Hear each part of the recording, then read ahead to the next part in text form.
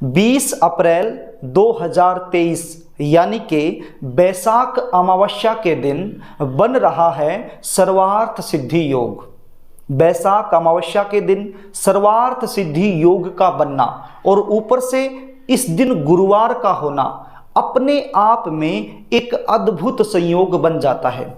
यदि इस अद्भुत संयोग में हम अपनी मनोकामना पूर्ति हेतु कोई भी उपाय करते हैं तो बहुत जल्द फलीभूत होता है, यानी कि उपाय का जो रिजल्ट है वो 100% देखने को मिलता है।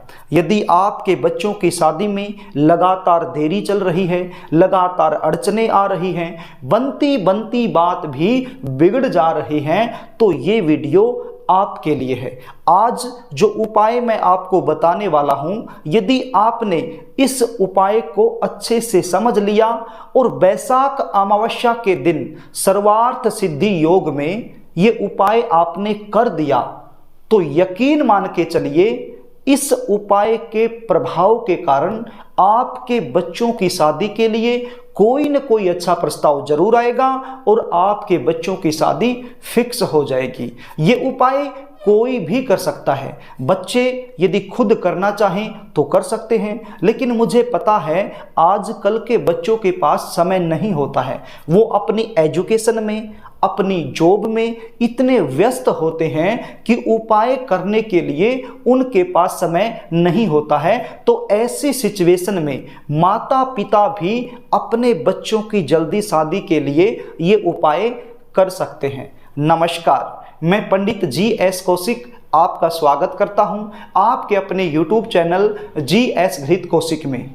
कई बार बच्चों की जन्म कुंडली में ग्रह और नक्षत्रों के दुर्योग बन जाते हैं, जिसके चलते विवाह में लगातार विलंब बना रहता है। कुछ बच्चे ऐसे होते हैं जिनकी जन्म कुंडली में पितृ दोष बन जाता है, कुछ बच्चों की जन्म कुंडली में काल सर्प दोष बन जाता है, और कुछ बच्चों की जन्म कुंडली में मंगलिक दोष बन जाता है, और कुछ बच्चे ऐसे होते हैं जिनकी जन्म कुंडली का सप्तम भाव या फिर सप्तम भाव का स्वामी बुरी तरह से पाप प्रभाव में आ जाता है, जिसके चलते रिश्ते आएंगे, बातें चलेंगी, लेकिन कोई भी बात, कोई भी रिश्ता सफलता तक नहीं पहुंच पाएगा।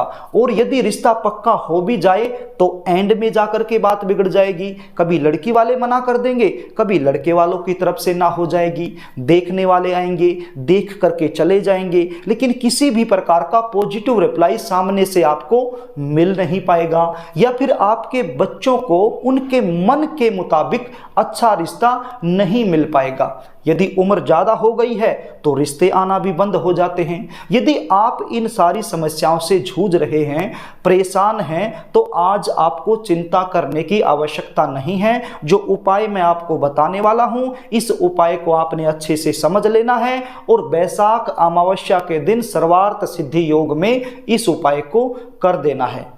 कार्यक्रम को आगे लेकर के चलूं, इससे पहले आपसे निवेदन करना चाहूंगा, यदि आप चैनल पर नए हैं और अभी तक आपने इस चैनल को सब्सक्राइब नहीं किया है तो विवाह से रिलेटेड शास्त्र सम्मत सटीक जानकारी प्राप्त करने के लिए अभी चैनल को सब्सक्राइब कर लीजिए और बेल आइकन को भी प्रेस करके रखिए, ताकि हमारी आने वाली इसी प्रकार की नई वीडियो का नोटिफिकेशन आपको तुरंत मिल जाए और वो वीडियो आप आसानी से देख पाएं। प्रिय दर्शकों, अब आप ये जान लीजिए ये उपाय आपने कब और कैसे करना है।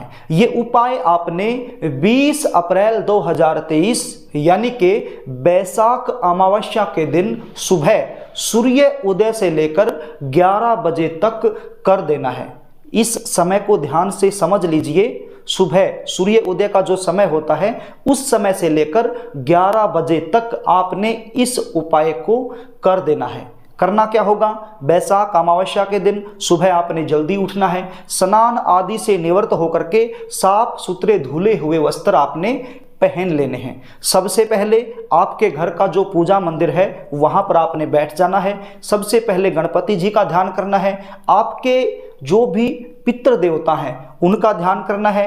आपके कुल के जो भी देवी देवता हैं उनका ध्यान करना है। उनसे प्रार्थना करनी है कि हे प्रभु, आज मैं ये उपाय करने जा रहा हूँ या जा रही हूँ, इसमें आप मुझे सफलता दिलाना। ऐसी प्रार्थना करने के बाद आपने एक पीले रंग का धागा लेना है। जिस धागे के साथ कपड़ों की सिलाई की जाती है वो धागा भी आप ले सकते हैं, या फिर कलावा भी आप ले सकते हैं। रक्षा सूत्र के रूप में हाथ को जो बांधा जाता है, जिसको मोली बोलते हैं, उसका धागा भी आप ले सकते हैं। कोई भी धागा आप ले लीजिए। शर्त इतनी है कि वो पीले रंग का होना चाहिए। अब कितना धागा आपने लेना है इसको भी ध्यान से समझ लीजिए। आपके बच्चे की जो हाइट है उसके हाइट के बराबर का धागा आपने ले लेना है और इस धागे में आपने गांठ लगानी है। क्या लगानी है? गांठ। ये गांठ कितनी लगानी है इसको भी ध्यान से समझ लीजिए। आपका बच्चा जिस भी उम्र में वर्तमान समय में चल रहा है उतनी ही गांठें आपने इस पीले रंग के धागे में लगानी है। फॉर एग्जाम्पल, आपका बच्चा 28 साल का हो चुका है और 29वें साल में चल रहा है तो आपने इस धागे में 29 गांठें लगानी हैं। यदि आपका बच्चा 25 साल का हो चुका है और 26वें साल में चल रहा है तो आपने 26 गांठें इस पीले रंग के धागे में लगा लेनी है। अब ये गांठें कैसे लगानी है? एक सिरे से गांठ लगाना शुरू कर देना है और दूसरे सिरे तक गांठ लगाते लगाते आगे बढ़ते रहना है। ऐसा नहीं करना कि एक ही जगह पर लगानी है, नहीं, एक सिरे से शुरू किया और गांठ लगाते लगाते दूसरे सिरे तक पहुंच जाना है। तो इस प्रकार से आपने इस पीले रंग के धागे में आपके बच्चे की उम्र के अनुसार गांठ लगा लेनी है। और क्या करना है? एक मिट्टी का दीपक लेना है, शुद्ध देसी घी का। मिट्टी का दीपक आप ले लीजिए, उसके अंदर घी भर लीजिए, एक लंबी बत्ती उसके अंदर रख लीजिए। तो ये हो गया शुद्ध देसी घी का एक दीपक। अब ये दो चीजें आपके पास हो गई। और क्या करना है? आपने एक स्टील का लोटा लेना है। अब इस स्टील के लोटे में सबसे पहले थोड़ा सा गंगा जल आपने डाल लेना है। इसके बाद क्या डालना है? इसके बाद इसको साफ सुथरे पानी से भर लेना है। और क्या डालना है? एक गुड़ का छोटा सा टुकड़ा इसमें डाल लेना है। काले रंग के तिल होते हैं, काले रंग के तिल, एक चुटकी भर काले रंग के तिल भी इस लोटे में डाल लेने हैं।